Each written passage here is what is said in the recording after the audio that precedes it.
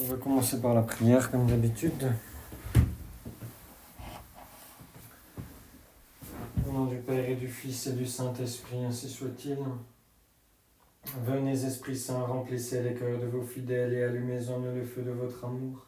Envoyez votre Esprit, Seigneur, et il se fera une création nouvelle, et vous renouvellerez la face de la terre. Prions, ô Dieu, qui avez instruit les cœurs de vos fidèles par la lumière du Saint-Esprit, donnez-nous par ce même esprit de comprendre et d'aimer ce qui est bien, et de jouir sans cesse de ces divines consolations par le même Jésus-Christ notre Seigneur. Ainsi soit-il. Je vous salue Marie, pleine de grâce, le Seigneur est avec vous.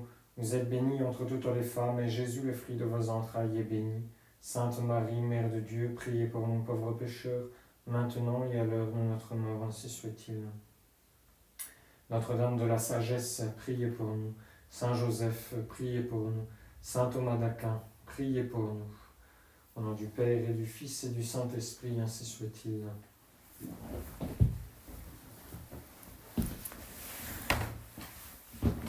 Alors ce soir, nous continuons notre cours sur le septième et le 10e commandement. Donc sur le respect de la propriété du prochain.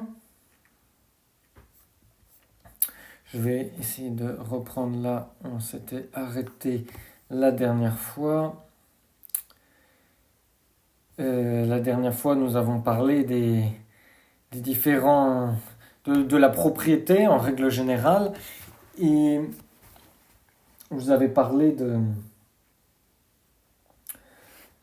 comment on acquérait la propriété. Il y a une chose dont je ne vous ai pas parlé, c'est l'assurance, le jeu. Oui, le jeu. Le jeu, ça peut être utile de mentionner que l'Église n'interdit pas les jeux d'argent,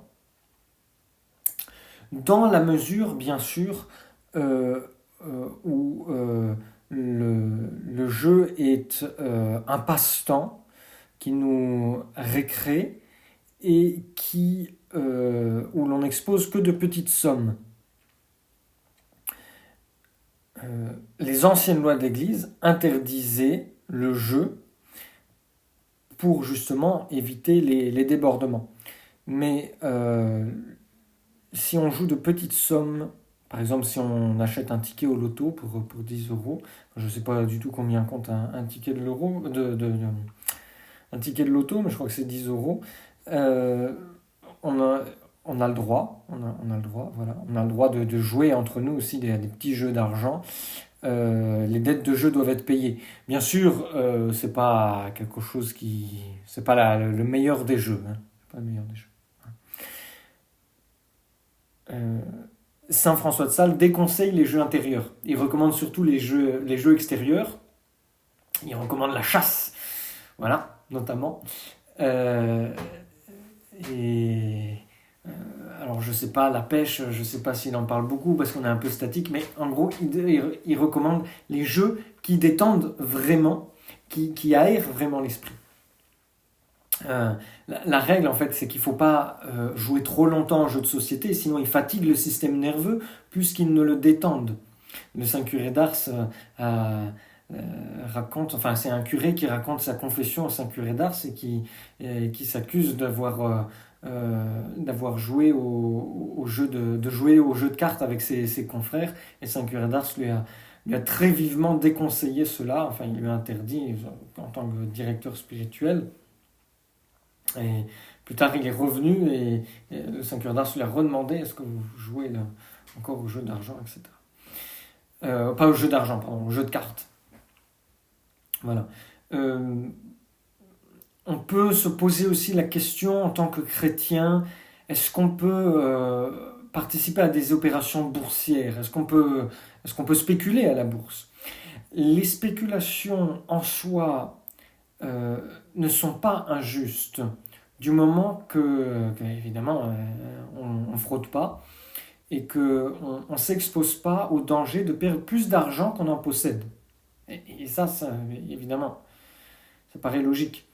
En fait, les opérations boursières, c'est un contrat aléatoire qui est permis, voilà, dans les mêmes conditions que le jeu, que le pari, etc. Par contre, ceux qui font courir de fausses nouvelles dans le but de produire un événement, un crash boursier, etc., une hausse, une baisse sur lequel ils ont parié, ceux-là sont coupables, d'injustice. C'est une injustice qu'on appelle l'agiotage. Je n'ai pas mon tableau, je ne peux pas écrire au tableau, mais l'agiotage, c'est l'injustice de ceux qui vont tromper les gens. Il y a cette fameuse histoire de ceux qui ont, je crois, de Rothschild, qui a spéculé au moment de la bataille de Waterloo, qui a fait envoyer immédiatement après la victoire de Waterloo par les Anglais en Angleterre la nouvelle à Londres: nous avons perdu la bataille. Tous les prix des actions boursières ont baissé, etc. Il a tout racheté. Et après, ils ont appris que ce n'était pas une défaite, c'était une victoire. Voilà. Voilà comment certains ont fait leur fortune, sans commentaire. Alors, ça c'était un petit peu le reste du cours dernier qu'on n'avait pas eu le temps de voir. Aujourd'hui, je voudrais vous parler on a parlé de la propriété la dernière fois. Et maintenant, dans le cadre de notre 7e et 10e commandement, tu ne voleras pas, tu ne convoiteras pas le bien d'autrui. Le vol. Il y a plusieurs manières de voler. Alors, on va parler d'abord du vol, parce que c'est le plus important. Le voler, c'est prendre le bien d'autrui contre sa volonté raisonnable, contre la volonté raisonnable, expresse, présumée, expresse ou présumée du propriétaire. Donc, il n'y a pas d'injustice quand le refus du propriétaire n'est pas raisonnable. Par exemple, dans les cas d'extrême nécessité, je crois que je vous l'ai déjà dit, mais c'est bon à savoir aujourd'hui, on ne sait jamais de quoi est fait demain, et notre pays peut partir en guerre comme de rien. Dans les cas d'extrême nécessité, les biens nécessaires reviennent à usage commun. Parce que le propriétaire de la nourriture, par exemple, il ne peut pas raisonnablement refuser ce qui est nécessaire à la vie de son prochain. Pareil, quand on peut présumer le consentement du propriétaire, de ce à quoi appartient une chose, par exemple pour les enfants qui ont l'habitude de prendre les affaires de leurs parents sans nécessairement leur demander, il n'y a pas nécessairement vol, évidemment.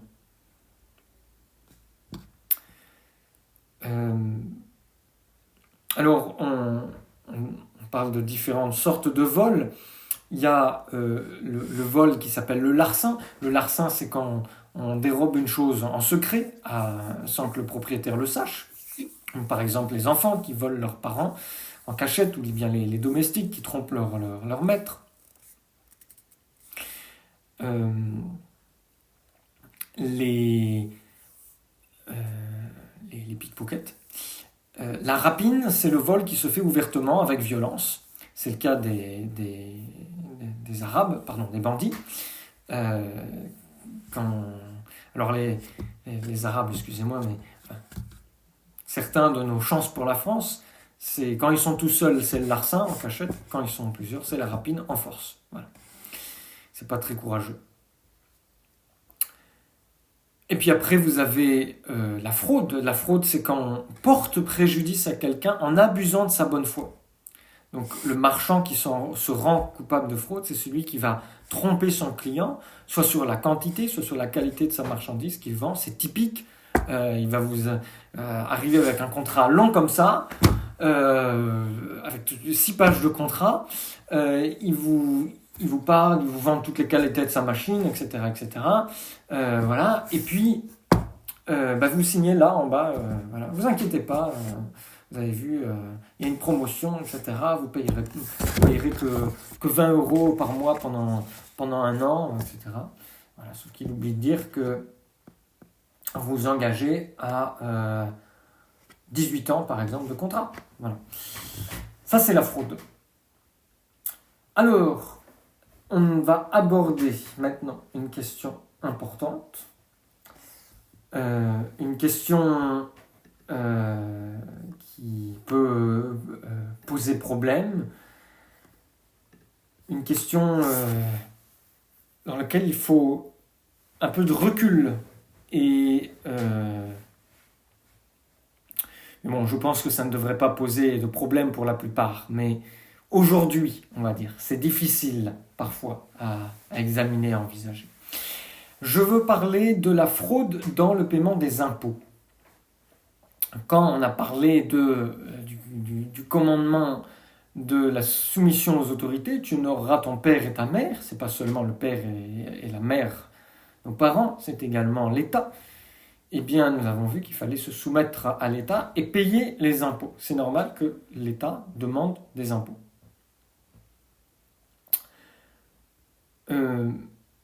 Faut-il considérer comme une fraude coupable le fait de frauder dans le paiement des impôts? Alors, les théologiens ne sont pas d'accord sur ce point, du moins en ce qui concerne les impôts indirects. Alors c'est dommage que je n'ai pas le tableau, mais retenez bien, mettez-vous bien déjà dans la tête cette distinction entre impôts directs et impôts indirects. Les impôts directs, ce sont ceux qui vont toucher directement les personnes. Donc les personnes, soit pour les biens qu'ils possèdent, soit pour le commerce qu'ils exercent, soit pour le total de ses revenus, donc l'impôt sur le revenu. Et puis les impôts indirects, ce sont ceux qui vont toucher les choses, et donc indirectement les personnes qui vont transporter ces choses, qui vont les vendre, qui vont les acheter, qui vont les consommer.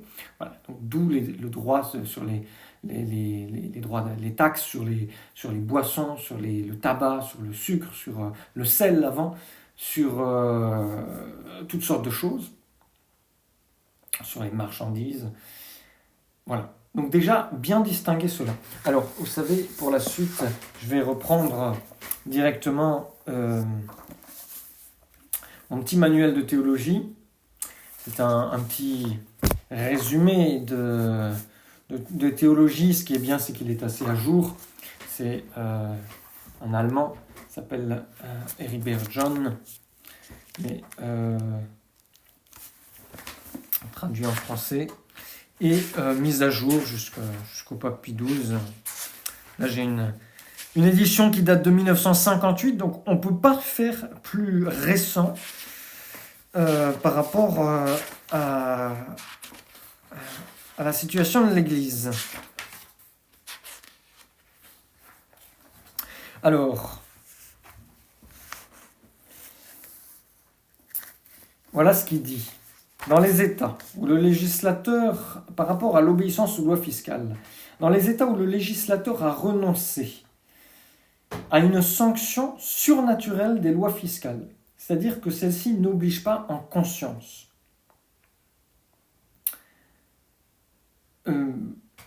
Du coup, ça n'oblige pas les catholiques, ça ne nous oblige pas en conscience, sauf bien sûr à payer les amendes que l'on reçoit, sachant qu'on peut ensuite discuter bien sûr de ces amendes. Si ça va être la distinction entre loi pénale et loi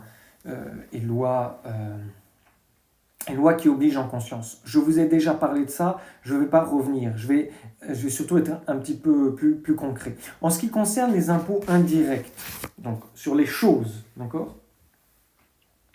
Le législateur, dans de nombreux États, renonce à la sanction surnaturelle de ces lois. C'est-à-dire qu'il n'oblige pas en conscience. Donc aux impôts indirects appartiennent les droits de douane, les impôts sur les alcools, sur les tabacs, et d'après de nombreux auteurs aussi, les droits de succession. Les droits de succession, d'accord ? Néanmoins, le fait de se soustraire à ces impôts, par exemple par la contrebande, peut devenir un péché grave, surtout quand il s'agit de grosses sommes, même dans les États où le législateur a renoncé à une sanction surnaturelle à cause des graves dangers auxquels on s'expose soi-même et sa famille. Voilà. Particulièrement en temps de crise, on peut pécher en nuisant au bien commun. Bon, là, ça ne va pas s'appliquer parce que quand c'est l'État qui crée la crise de toute pièce, ça ne nous concerne pas. Donc, pour tout ce qui est impôt indirect sur les choses, on n'est pas obligé en conscience de payer les impôts. On est obligé en conscience après de payer les amendes si on se fait attraper. D'accord ? On n'est pas, il peut y avoir péché grave dans l'exagération. C'est-à-dire que si vous faites tout votre commerce sans payer aucun impôt, etc. D'accord ?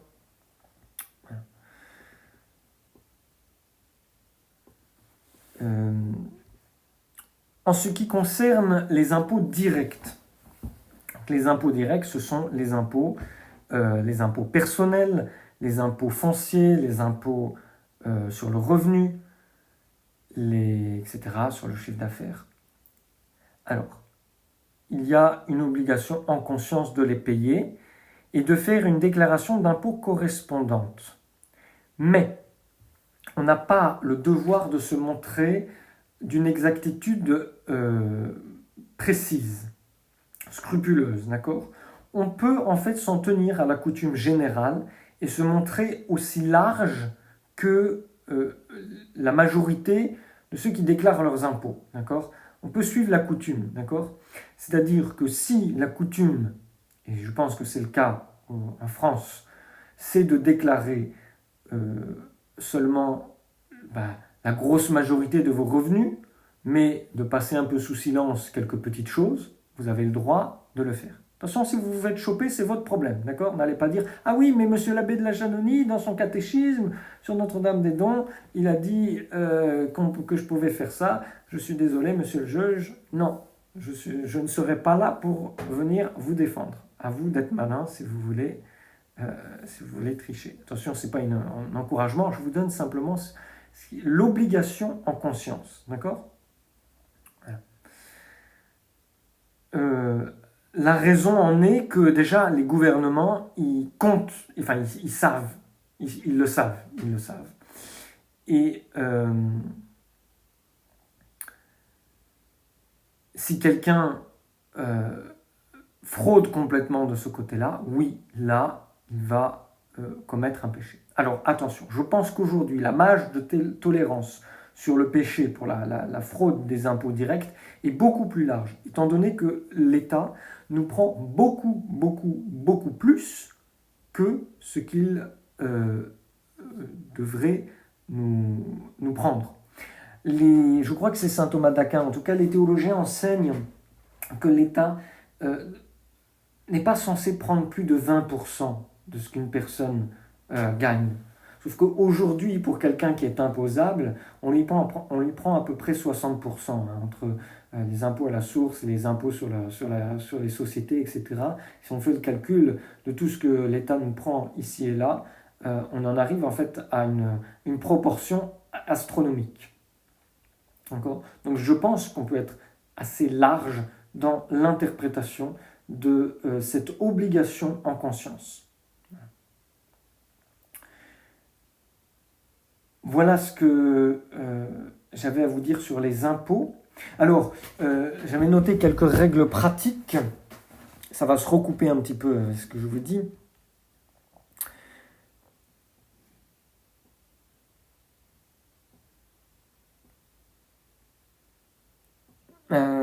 Alors, quelques règles pratiques. D'abord, chaque citoyen doit contribuer aux charges de l'État dans la mesure de ses moyens. Deuxièmement, on est donc obligé en conscience de payer les impôts du moment qu'ils sont justes, c'est-à-dire établis par l'autorité légitime pour une juste cause et proportionnellement aux facultés de chacun. Donc aujourd'hui, on est loin de là. Là où la coutume a prévalu de déclarer les biens imposables au-dessous de leur valeur réelle. On n'est pas tenu en conscience de déclarer la valeur intégrale, car autrement, celui qui est consciencieux paierait pour celui qui ne l'est pas. Et l'égalité dans la répartition des charges ne serait pas sauvegardée. Donc ça, c'est ce que je vous ai dit. Mais là, au contraire, où l'usage a prévalu, donc ça ne nous concerne pas. Voilà. Euh, Attention, on ne peut pas se dire non plus, comme l'État nous prend injustement, je ne paye plus rien à l'État, je me débrouille pour payer plus rien à l'État, je m'enferme, et je ne paye plus rien à l'État. On ne pourrait pas faire cela. Alors déjà, aussi une chose qu'il faut bien se mettre en tête. Vous n'êtes pas responsable de l'utilisation que l'État fait de votre argent. D'accord ? Ce n'est pas parce qu'il y a l'avortement inscrit dans la Constitution, ce n'est pas parce qu'il y a des dodanes, des bosses partout sur la route et que l'État fait commettre des péchés de colère à tous les conducteurs, toutes les 10 secondes, à chaque fois qu'ils rencontrent une bosse, que, que vous n'êtes pas censé payer vos impôts. D'accord ? Vous n'êtes pas censé regarder pourquoi l'État utilise l'impôt. Mais encore une fois, je vous le dis, puisque l'État vous prend bien plus qu'il ne devrait vous prendre, vous avez le droit d'être large dans votre manière de payer les impôts. D'accord ? Voilà. Voilà, je pense que la question était suffisamment... la question était suffisamment abordée de façon suffisamment claire. J'essaie de penser à certaines choses, oui. Parfois, les gens demandent... Alors, peut-être un exemple qui peut en éclairer certains. Est-ce qu'on peut servir des réductions dans la société, c'est-à-dire du fait d'être moins imposable dans une société pour utiliser ça à des fins personnelles? Si c'est des impôts indirects, la réponse en conscience, c'est oui. C'est-à-dire que si ça vous permet si vous avez une entreprise de maçonnerie et que vous faites passer vos achats personnels de béton dans les frais de votre société pour être moins imposé personnellement, du moment que ça ne nuit pas aux autres membres de la société, évidemment, la réponse c'est oui, c'est-à-dire que c'est une chose. Vous n'êtes pas tenu en conscience de payer l'impôt sur votre béton, vous pouvez vous débrouiller. Mais, d'après ce qui est dit là, par contre, si vous vous faites attraper, encore une fois, ne venez pas vous plaindre. À vous d'assumer les conséquences. Et donc, vous avez également le devoir d'être prudent sur toutes ces questions-là. Voilà. Encore une fois, je n'encourage pas la fraude à l'État, je dis simplement ce que la religion catholique impose en conscience. Et je dis ceci notamment si mon catéchisme est mis sur Internet, voilà, pour qu'on ne vienne pas me dire m'accuser d'incitation à la fraude à l'État.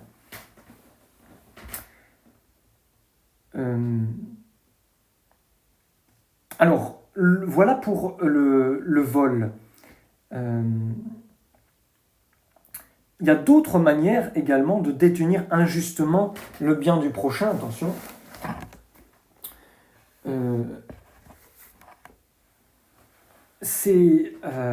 Ah oui, alors avant de parler de la détention injuste, je voudrais vous donner les exemples. Donc évidemment, quand on rencontre quelqu'un et qu'on essaie de lui parler de religion, qu'il est quelqu'un qui est baptisé, ça nous arrive souvent, nous les prêtres, on rencontre quelqu'un, on essaie de lui dire que attention, il faut se confesser de temps en temps. C'est un commandement de l'Église de se confesser une fois par an. Les gens nous disent, ah oui, mais vous savez, moi, monsieur l'abbé, j'ai pas volé, j'ai pas tué, j'ai rien à aller confesser. C'est un refrain très ancien, mais qui revient, qui est toujours là. Et il y a différentes manières de voler, et les gens souvent ne se rendent pas compte. Donc on va voir les autres manières de voler. Et surtout, ce qu'il faut se dire, c'est que pourquoi les gens disent ça ? Parce que le vol, c'est quelque chose qui tout de suite choque les consciences. C'est-à-dire vraiment aller prendre de l'argent là où il y en a. Évidemment, la plupart des gens ne sont pas des cambrioleurs de banque, c'est certain. Mais souvent, il y a cette tendance à garder les choses ou à prendre les choses dès qu'on le peut, quand on est sûr que ce n'est pas vu par la société. Et donc le vol, évidemment, c'est pas qu'un péché social, c'est évidemment en face de Dieu. On n'a pas le droit de prendre le bien du prochain d'une façon ou d'une autre. Alors je voulais vous donner les trois manières dont on arrive à cet esprit de cupidité, à être capable de voler, même si ce n'est pas ouvertement au grand jour. Et je lisais un petit livre sur l'éducation des enfants, et un des défauts des enfants, eh bien, outre la gourmandise, la colère, etc., c'est le larcin. Le larcin, c'est-à-dire les petits vols. Et ce livre disait, à qui la faute? À la faute des parents. Et il y a une deuxième cause pour la faute des enfants, c'est encore les parents. La première cause, c'est quand les parents eh bien, sont trop avares, ne donnent pas suffisamment aux enfants et qu'ils n'apprennent pas aux enfants à gérer leur bien. Et puis l'autre cause, c'est quand dans la famille, on ne fait pas attention à ça c'est à un tel, ça c'est à un autre. Je ne dis pas qu'il faut qu'il n'y ait pas des biens qui soient en commun, que tout le monde peut utiliser, etc. Mais attention, il y a des choses qui sont à un petit frère et qui ne sont pas à l'autre petit frère. Et donc, quand il y en a un qui casse le jouet d'un autre, il devrait compenser. D'accord ? Alors, les vols des enfants se manifestent de trois façons et ça va quasiment toujours ça se manifeste quasiment toujours de la même façon. D'abord, ils vont commencer par voler des friandises. C'est la matière la plus commune. Après avoir volé de la nourriture, les enfants ils vont commencer par voler des petits objets, des petites choses qui leur sont utiles. Un petit gadget par-ci par-là, un petit truc pour mettre sur le vélo, un catadiop, voilà, etc., etc. Ah tiens, ça c'est dans l'armoire, c'est dans l'armoire du garage, personne ne l'utilise. Eh ben tiens, je le prends pour ma cabane. Et voilà, et voilà. Et puis de là ben, les enfants passent à l'argent. Quand ils comprennent que l'argent peut leur permettre d'avoir des choses, et c'est là où ils vont commencer à commettre malheureusement parfois des petits larcins dans le portefeuille de leurs parents. D'ailleurs, il est permis aux parents de vérifier l'honnêteté de leurs enfants. C'est vrai aussi pour ceux qui ont des domestiques, de vérifier, c'est-à-dire de tenter, de provoquer la tentation. Je crois que j'en ai déjà parlé. Il est possible aux parents de laisser de l'argent, à 20 euros par exemple, un billet de 20 euros sur la table, pour savoir si l'enfant, 20 euros c'est peut-être un peu gros pour les petits-enfants, mais de laisser quelques pièces sur la table pour savoir si l'enfant va en prendre ou pas. Évidemment, vous les comptez avant, parce que si vous ne les comptez pas avant, il va en prendre et puis vous ne saurez pas. Voilà. Faut pas faire ça tout le temps, évidemment, parce que sinon c'est... Voilà. Mais si vous avez besoin de savoir si un enfant a cette mauvaise tendance ou pas, et vous le soupçonnez fortement de voler, eh bien vous avez le droit de provoquer la tentation dans ce sens-là. Parce que c'est pour un plus grand bien, c'est pour après... voilà. Vous ne le faites pas commettre directement le péché, attention, vous permettez simplement que la tentation ait lieu.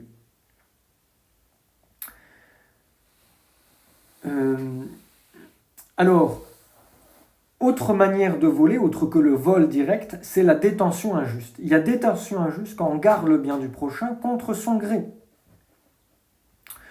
Donc, on retient injustement le bien du prochain si on ne rend pas un objet prêté ou un dépôt qui est confié. L'abbé Guépin me disait, quand il n'arrivait pas à retrouver un livre, ah là, celui-là j'ai dû le prêter, et souvent c'était vrai, et il y en a qui doivent avoir des bibliothèques constituées de livres prêtés, c'est pas possible.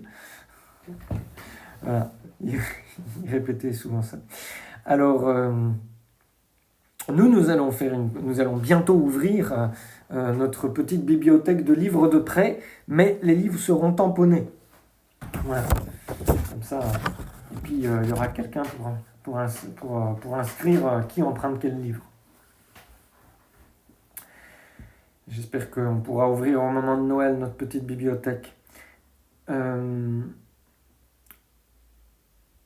Autre manière de détenir injustement le bien du prochain, c'est si on garde un bien qui est destiné à un autre usage par la volonté de celui qui nous l'a donné ou de celui qui nous l'a légué. Donc si vos parents vous lèguent une église pour que la messe non unacum soit dite dans cette église ou cette chapelle, et que vous, eh bien, la génération suivante que les gens vont à la fraternité, ils n'ont pas le droit de faire venir des prêtres de la fraternité. Je dis ça, c'est l'exemple de notre petite chapelle de la Baule, mais pour l'instant tout va bien. Les héritiers, en quelque sorte, de la famille de Cacré, à qui appartiennent, ou va bientôt appartenir, sans doute, la chapelle de la Baule, ont compris cela et nous permettent de continuer à dire la messe non unacum dans cette petite chapelle Sainte-Anne à la Baule. Deo gracias. Autre manière de détenir injustement le bien du prochain, c'est si on profite d'une erreur de compte.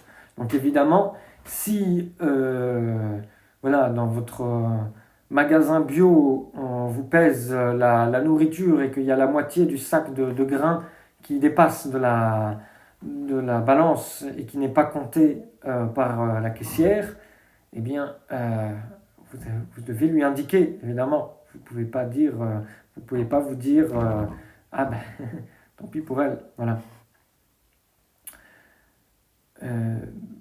Bien, vous ne pouvez pas également vous apercevoir sur le ticket de caisse qu'il y a quelque chose qui n'a pas été payé et le garder. Non, il faut retourner à la caisse et le dire. Et ça m'est arrivé et j'ai vu des commerçants qui étaient ébahis de ce qu'on puisse faire ça. De ce que des gens disent, parce qu'en fait j'avais commandé quelque chose dans une pharmacie et je suis allé dans une autre pharmacie, je me suis trompé de pharmacie en disant voilà j'ai une commande et il y avait quelqu'un d'autre qui avait commandé la même chose, donc ils me l'ont passé.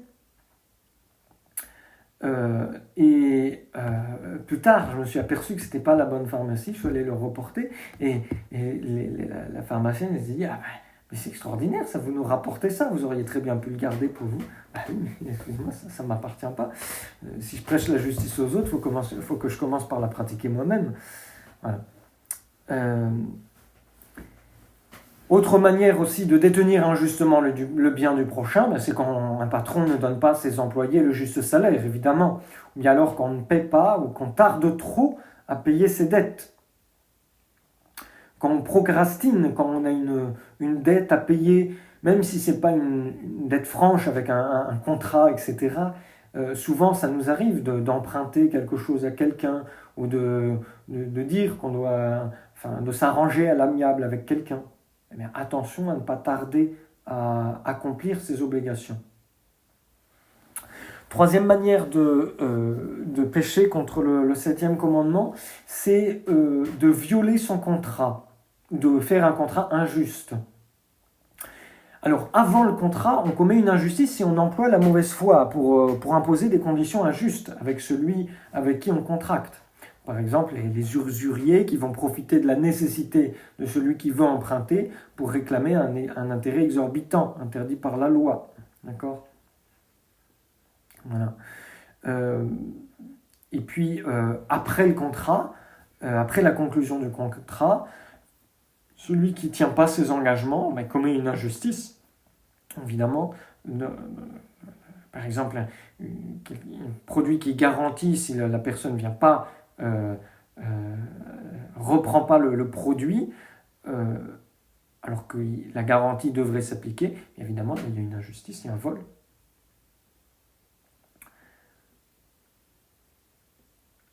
Euh,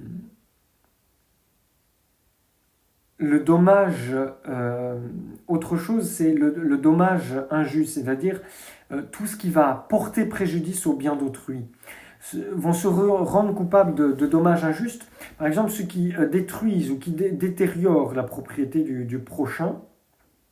Donc voilà, on vous prête un livre. Alors, si vous déchirez un tout petit bout de page, c'est pas la peine de dire, ah ben voilà, j'ai corné une page ou j'ai déchiré un petit peu. Mais si vous arrachez une page sans faire exprès, eh bien évidemment, vous êtes censé le montrer. Si vous écornez une page, ça fait partie de l'usure du livre. C'est pas la fin du monde. D'accord. Il y a aussi ceux qui causent du tort au prochain, à la personne, ce qui va l'empêcher ensuite de faire du profit, qui vont parler mal d'un vendeur, par exemple, parce qu'il a fait quelque chose qui ne leur a pas plu. Et donc ils vont détériorer sa réputation de vendeur. Et ça fait du tort, évidemment, puisque ça le prive de sa clientèle. Et ça, il faut faire attention quand on peut critiquer certaines, les vendeurs. Attention, parfois c'est justifié, mais il faut faire attention. Surtout entre nous, je dirais surtout entre personnes de la tradition. Voilà. Un tel vend des livres, un tel vend des cartes de Noël, un tel vend des, j'en sais rien moi, ce que vous voulez. Si vous voulez critiquer sa marchandise, il faut avoir une raison forte de le faire. Raison vraiment claire. Autre chose, c'est les médecins. Les médecins qui font des... Ça s'applique beaucoup aujourd'hui, qui font des rendez-vous inutiles ou qui emploient des remèdes sans en connaître les propriétés. Et je pense que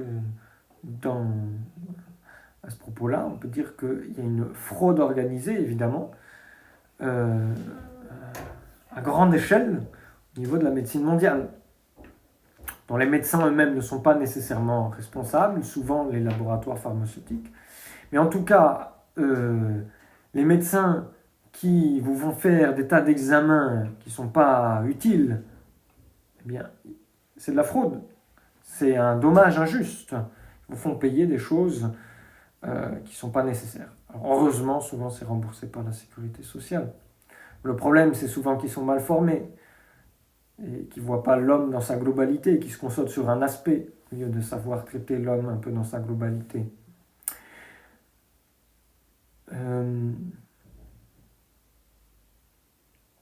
Évidemment, tous ceux qui font des procès injustes, les avocats qui plaident pour des causes injustes. Il y a la fameuse histoire de Garcia Moreno qui s'est fait virer du barreau parce qu'il a refusé de plaider pour une cause injuste.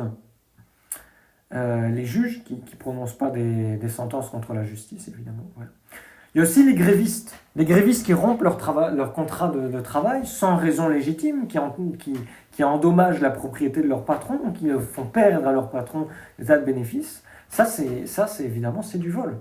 C'est du vol. On ne peut pas faire la grève comme ça.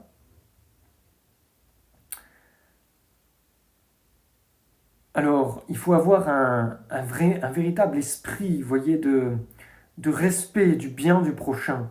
Le Saint Curé d'Ars avait cet esprit tellement profondément ancré en lui qu'un jour, il y a une dame devant la chapelle d'Ars qui était possédée du démon et qui commençait à dire les péchés de tous ceux qui l'entouraient. Voilà, un tel a fait ça, un tel a fait ça, et toi t'as fait ça, et toi t'as fait ci. Et puis le Saint Curé d'Ars s'avance pour voir un peu ce qui se passait. Et à ce moment-là, le démon s'écrie « Toi, j'ai rien à te reprocher. Ah si, un jour, tu as pris un grain de raisin dans une vigne. » Le Saint Curé d'Ars a dit « Oui, c'est vrai. Ce jour-là, je mourrai de soif.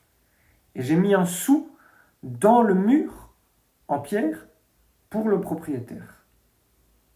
Et le démon a répondu, oui, mais le propriétaire ne l'a pas eu.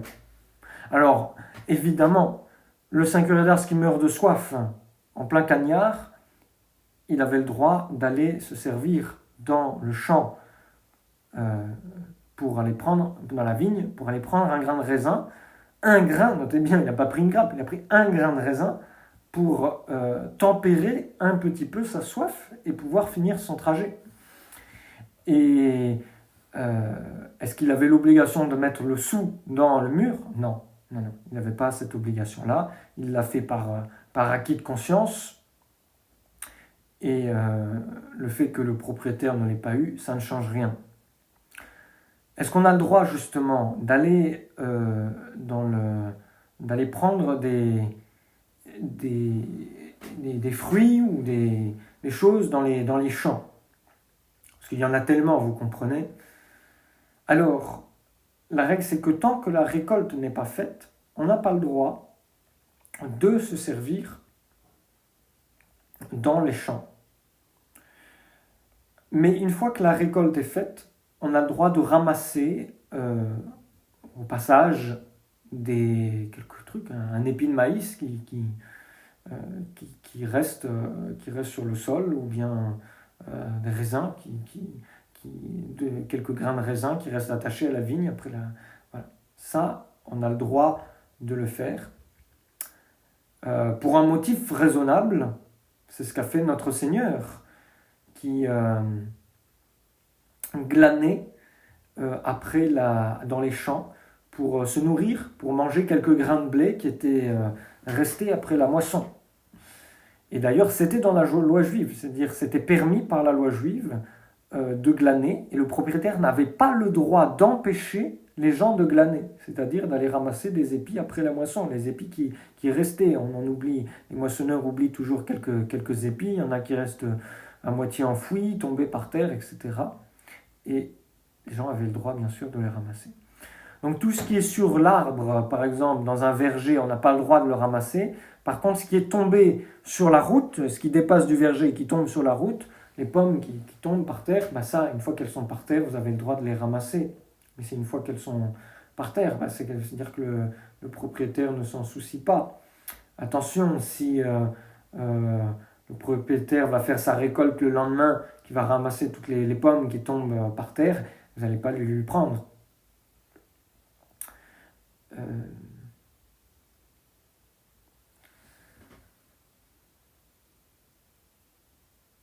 Voilà.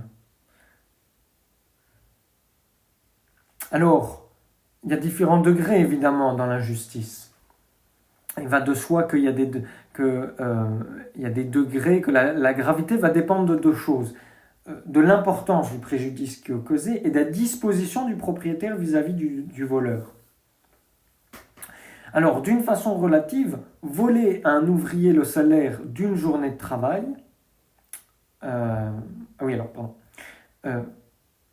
le préjudice causé peut être apprécié de deux façons. C'est-à-dire que on peut le voir de façon relative et de façon absolue. Voler un homme quelconque qui a un salaire de base, c'est pas la même chose que voler un pauvre, évidemment. Vu que le pauvre n'a à peine de quoi vivre, lui voler 20 euros, c'est peut-être lui voler de quoi manger pendant toute la semaine ou pendant 3 jours. D'accord ? Et donc c'est un péché grave. Mais on considère aussi les choses de façon absolue. C'est-à-dire que le fait de prendre 100 euros à un riche, évidemment, pour lui, c'est pas un gros dommage. Cependant, ça reste un péché grave, quelle que soit la richesse de celui à qui on prend. Donc, on peut fixer une somme comme matière grave. Vous voyez, avant du temps de saint Alphonse de Liguori, 5 francs, c'était considéré comme une matière grave. Et aujourd'hui, évidemment, 5 francs, ça ne le serait pas, même si le franc a changé de valeur. Enfin, en tout cas, la règle, plus ou moins absolue, c'est que l'équivalent du salaire de base pour une journée au SMIC, pour un ouvrier, eh bien, constitue une matière grave. Et le salaire journalier, enfin le SMIC pour une journée brut, c'est 80 euros. D'accord ? 80 exactement, j'ai noté 81,55. 81,55 €, voilà. Alors, évidemment, pour un enfant, ça peut lui paraître tellement gros, subjectivement, que de prendre déjà 60 euros, que ça peut déjà être un péché grave, évidemment.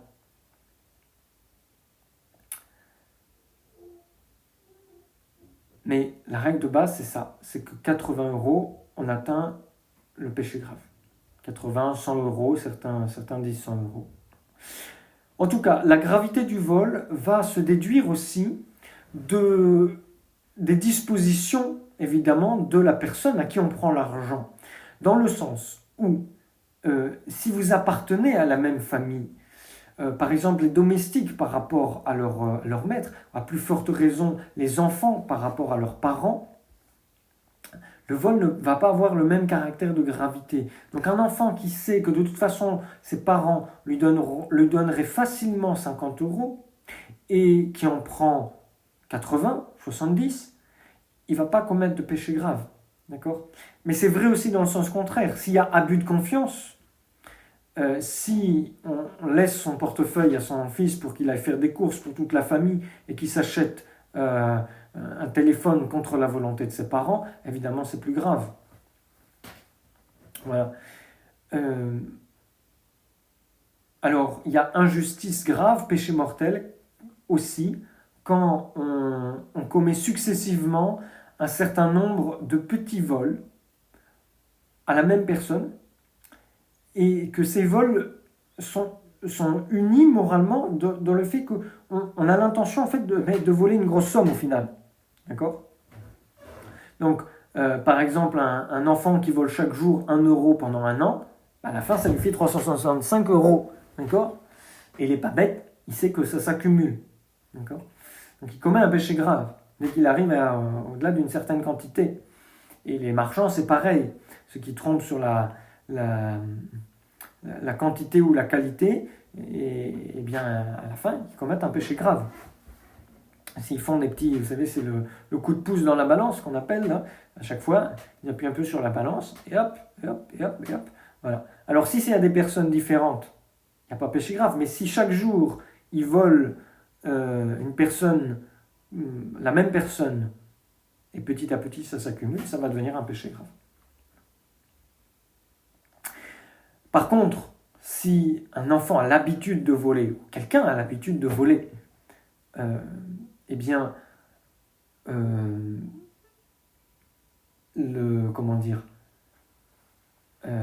s'il a l'habitude de voler de temps en temps, mais que c'est pas des vols qui se répètent, qui s'accumulent, c'est juste qu'à chaque fois il recommence, il retombe dans le péché grave, enfin dans le péché tout simplement, ben, ce sera pas une accumulation, donc ce ne sera pas un péché grave. Alors, celui qui commet une injustice, il pêche non seulement contre son prochain, mais il pêche également contre Dieu. Et donc, il y a un double devoir à celui qui commet un vol, il y a une double réparation vis-à-vis de Dieu et vis-à-vis du prochain. Alors, vis-à-vis de Dieu, ben, le confesseur va imposer une pénitence qu'on va devoir suivre. Et puis, ça se paiera surtout au purgatoire, à moins qu'on fasse pénitence sur terre et qu'on gagne des indulgences. Sinon, ça se paye après la mort, au purgatoire. Ça, c'est vis-à-vis de Dieu. Et vis-à-vis du prochain, le confesseur, il n'a pas le pouvoir de remettre quoi que ce soit ou de fixer une pénitence. Donc, il doit demander à la personne de restituer et de promettre qu'elle va restituer. Les enfants ne sont pas tenus de restituer tout ce qui se mange, d'accord? Donc s'ils volent des gourmandises, les enfants ne sont pas tenus de les restituer. Par contre, s'ils ont pris quelque chose, un objet ou de l'argent, là, évidemment, ils sont tenus de restituer. Si vous avez, quand vous êtes allé, je donne souvent cet exemple, quand vous êtes allé déposer votre liquide, vos 100 000 euros en liquide, dans votre banque en Suisse, qu'en signant l'ouverture du compte dans le paradis fiscal, vous avez pris le stylo de la banque, vous avez dit, il est pas mal ce stylo suisse, je le garde, et que vous retournez, vous n'êtes pas tenu de reprendre l'avion pour aller déposer le stylo, d'accord? Les toutes petites choses, on n'est pas tenu de les réparer. Dans le sens où vous pouvez faire quelque chose qui compense. Voilà. Vous pouvez donner l'équivalent aux pauvres. Évidemment, il faudra réparer, d'accord? Vous n'êtes pas tenu de réparer des choses minimes. La Sainte Écriture est très claire sur le devoir de restitution. Si un homme dérobe un bœuf ou une brebis et qu'il l'égorge ou le vende, il restituera 5 bœufs pour le bœuf et 4 brebis pour la brebis. Le voleur fera restitution. S'il n'a rien, on le vendra pour ce qu'il a volé. Ça, c'est la loi mosaïque qui est tirée du livre de l'Exode. Dans le Nouveau Testament, il y a l'exemple de notre Seigneur qui dit, plutôt de Zachée, vous savez, le publicain Zachée, auquel notre Seigneur demande s'il peut venir manger dans sa maison. Et Zachée l'accueille dans sa maison et Zachée lui dit, Seigneur, voilà, si j'ai fait tort de quelque chose à quelqu'un, pardon, je lui rends le quadruple, je lui rends 4 fois.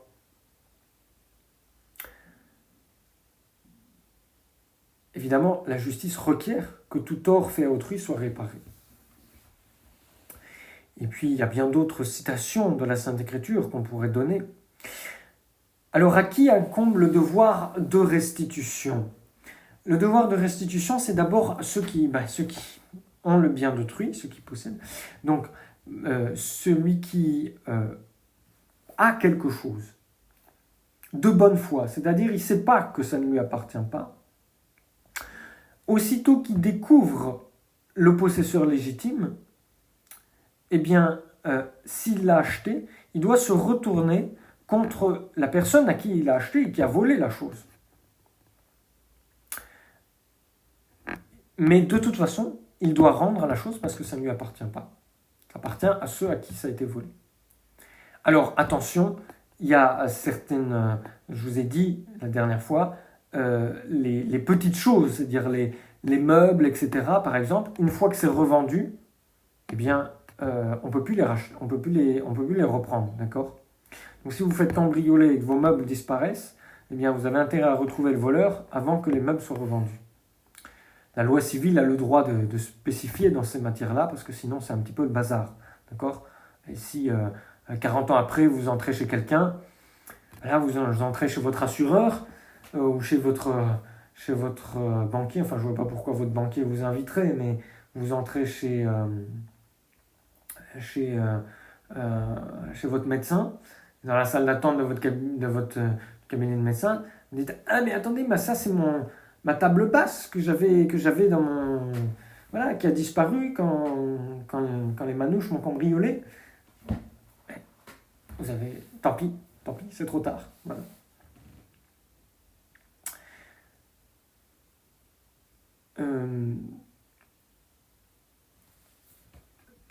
Si c'est quelque chose qui a disparu, donc si c'est un bien comestible, par exemple, eh bien, vous n'êtes pas tenu à rendre non plus, d'accord? Puisque c'est pas de votre faute et la chose a disparu, donc elle a disparu, c'est comme ça. Vous n'êtes pas obligé de repayer le prix de quelque chose que vous avez acheté, d'accord?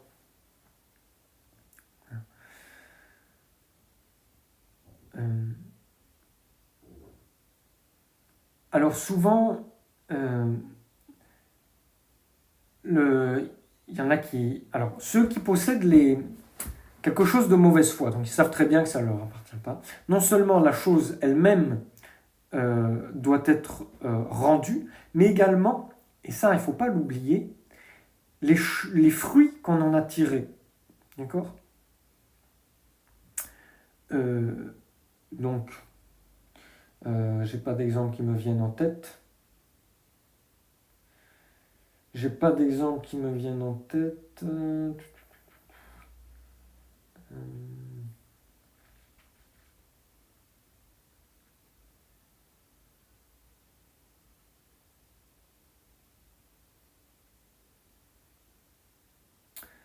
Je suis désolé, j'ai pas d'exemple. Pourtant, il y en a plein, mais j'ai pas d'exemple qui me viennent en tête.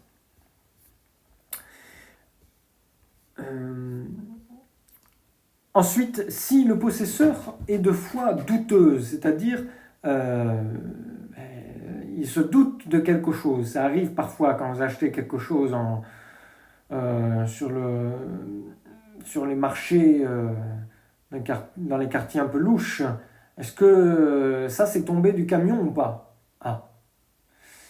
Eh bien, il faut essayer de se renseigner, d'accord? Et si après vous êtes renseigné, eh bien vous avez aucune certitude, vous avez le droit de garder la chose. En vertu d'un principe réflexe. Ce qu'on appelle un principe réflexe, c'est quelque chose c'est une loi morale qu'on applique a posteriori. Dans le doute, on se déclare en faveur de celui qui est en possession de la chose. Ça, c'est un principe réflexe, d'accord? Au contraire, si avant même qu'on achète, on a un doute, eh bien dans ce cas-là, il faut restituer, parce que dans ce cas-là, on est aussi possesseur de mauvaise foi.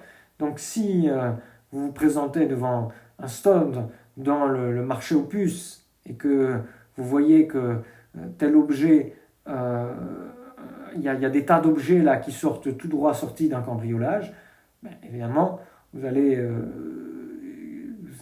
poser les questions. Si vous avez un gros doute, vous n'allez pas acheter. D'accord? Voilà.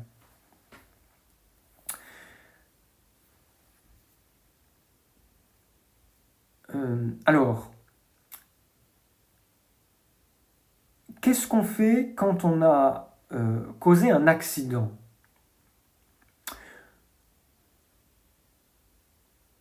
Alors, si l'action n'est...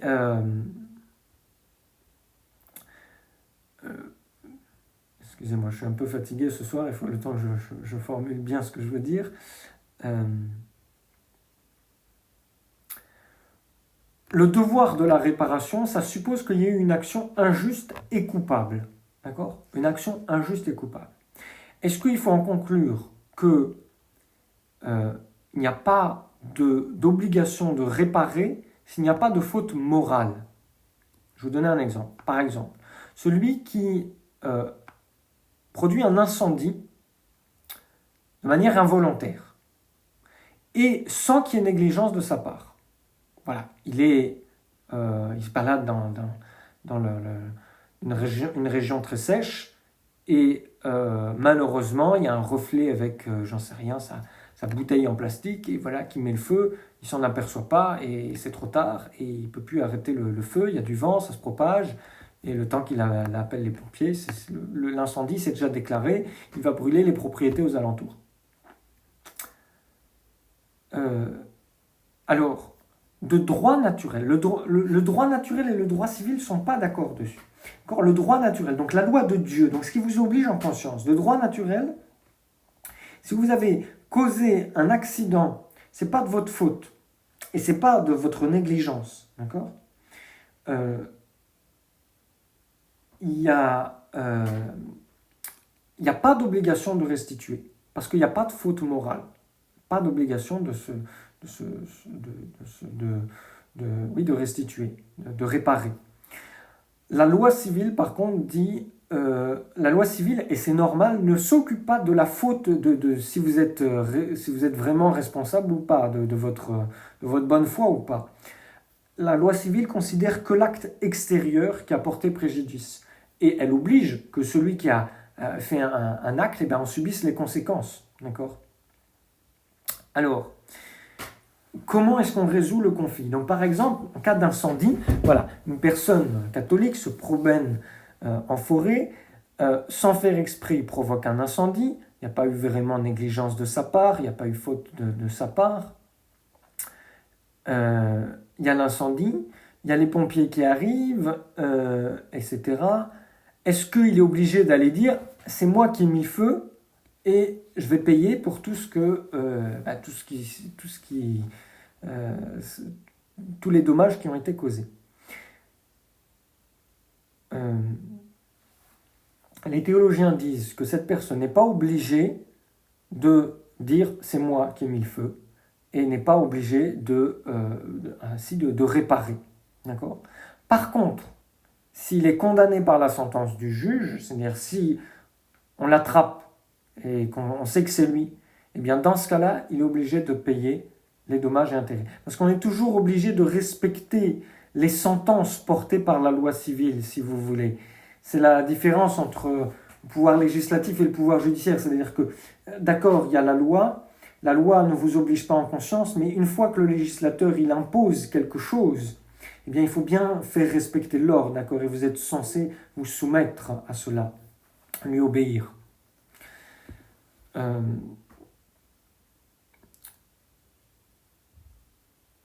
Voilà, j'espère que j'ai bien répondu à la question. Je pense qu'on va arrêter là, parce que sinon je vais moi-même commencer à m'embrouiller les pinceaux à cause de la fatigue. Je veux simplement vous redire encore une fois que ce commandement, ce 7e commandement, est complété par le 10e commandement qui vient enlever à l'homme cette tendance vers les choses de la terre. Saint Jean de la Croix, quand il parle de l'union à Dieu, il dit il faut qu'il n'y ait plus rien qui nous attache à la terre. Et s'il y a la moindre chose qui nous attache à la terre, eh bien c'est comme l'aigle qui est extrêmement puissant, et donc qui peut voler très très haut, mais qui est retenu par un fil, ne serait-ce qu'un petit fil de nylon au sol, il ne pourra jamais s'envoler. Eh bien pour nous c'est pareil. Saint Jean de la Croix dit nada, nada, nada, il n'y a rien, rien, rien qui doit nous attacher à la terre. Et donc c'est la même chose, c'est l'idéal que donne notre Seigneur. Soyez parfaits comme votre Père Céleste est parfait. Il faut aussi que nous soyons totalement détachés des biens de ce monde. Et donc évidemment, ne pas faire de tort au prochain dans ses biens. Voilà, je terminerai la prochaine fois. Ce sera le dernier cours avant Noël. C'est le dernier cours avant Noël, pardon. Je vous souhaite une bonne préparation à Noël, une sainte neuvaine de Noël, une bonne fête de Noël. Et je vous dis... alors, la semaine de Noël, évidemment, il n'y aura pas de cours, ça je vous l'ai dit. Et la semaine suivante, non plus. Donc je vous dis à dans 3 semaines pour le catéchisme. Voilà. Monsieur l'abbé, veuillez m'excuser. Peut-on vous poser oui, quelques questions ou... Oui.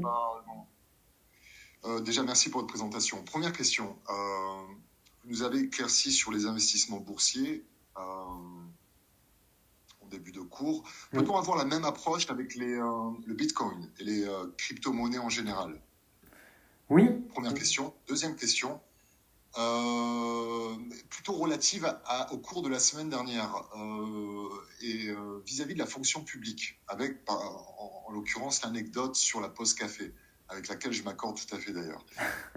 N'est-il pas préférable aujourd'hui de dissuader les jeunes gens catholiques à vouloir s'engager dans la fonction publique, et particulièrement les forces de police, gendarmerie? Alors entendons-nous bien, ce sont des métiers nobles en soi, particulièrement dans un système en ordre. Mais dans l'état actuel des choses, mis à part quelques exceptions comme pompiers peut-être, est-ce que faire ce genre de choix n'est pas jouer, entre guillemets, le jeu de nombreuses injustices commises par l'État maçonnique à sa population?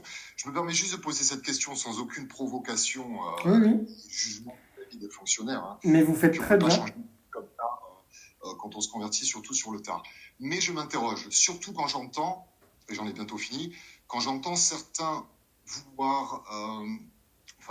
dire vouloir servir leur pays en s'engageant dans l'armée française, par exemple, qui est bien loin, hélas, de servir les intérêts de la France aujourd'hui, mais plutôt ceux, enfin, elle agit plutôt comme une milice au service des sociétés privées, l'OTAN, sionistes américains, etc., etc. Bref, comprenez-vous ma question? Oui, Mes tout à questions. fait.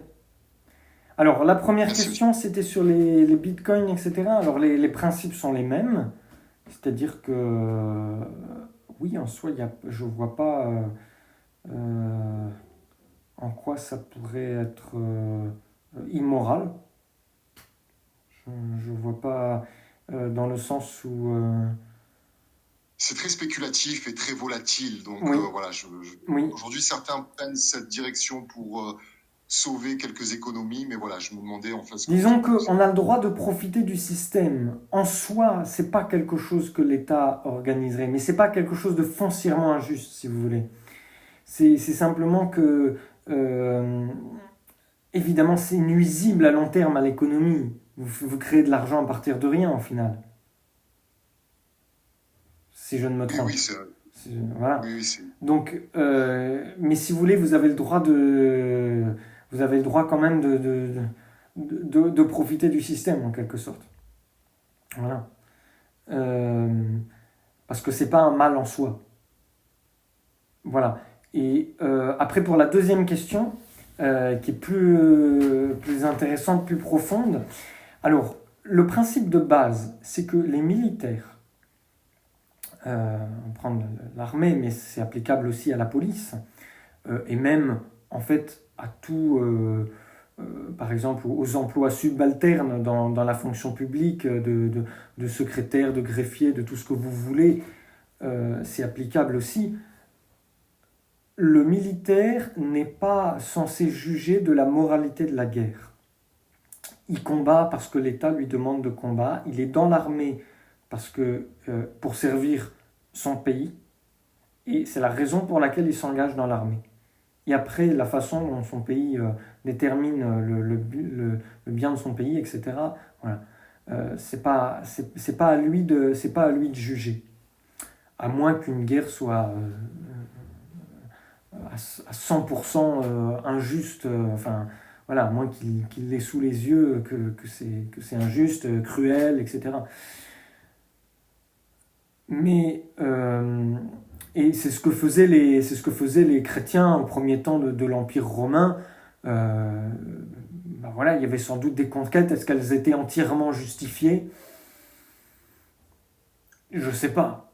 Je sais pas, mais en tout cas, les chrétiens, ils se posaient pas de questions, ils servaient très bien. Alors après, en fait, aujourd'hui, avec la connaissance qu'on a de la géopolitique, de, la, euh, de la situation, de la franc-maçonnerie qui dirige la France, de toute la politique mondiale, etc., dans les pays africains, dans les pays du Moyen-Orient, là où se passent les guerres, voire en Europe, c'est évident, je dirais, que on fait le jeu, que la France fait le jeu d'intérêts qui ne sont pas le bien du pays. Et donc, dans la mesure de cette connaissance, je dis bien dans la mesure de cette connaissance, du coup, eh bien, effectivement, on n'est pas censé... Enfin, il y a... Je dis pas qu'il y a faute directe, mais dans la mesure de cette connaissance, il faut agir en conséquence. C'est-à-dire que quelqu'un qui sait que s'il va s'engage dans l'armée, qu'il est envoyé en mission là-bas et qui fait le jeu de la franc-maçonnerie, bah oui, je vois pas pourquoi je vois pas pourquoi il le ferait, d'accord? Et même il pourrait commettre une faute grave en le faisant. Donc je suis pour détourner les jeunes gens de s'engager dans l'armée. Alors il y en a qui vont me dire oui, mais encore dans la réserve on peut s'engager, etc. Oui, bon là c'est si vous voulez, après le jugement en tant que tel, c'est pas au prêtre de le faire. Le prêtre, il est là pour donner les principes. Voilà. Voilà, et je pense que ça s'applique à tout parce que la police, je dirais, c'est différent. La police, elle sert encore beaucoup plus à faire régner l'ordre, même si c'est pas toujours de la bonne façon, même si on laisse passer plein de choses. qu'à gazer des manifestants gilets jaunes ou des choses comme ça. Voilà. Et d'ailleurs, s'il y a une injustice criante, le policier il serait en devoir de refuser. Voilà, je pense avoir répondu à la question. Oui, tout à fait. Merci, monsieur l'abbé, et bonne nouvelle à vous. Merci bien. Est-ce qu'il y a d'autres questions?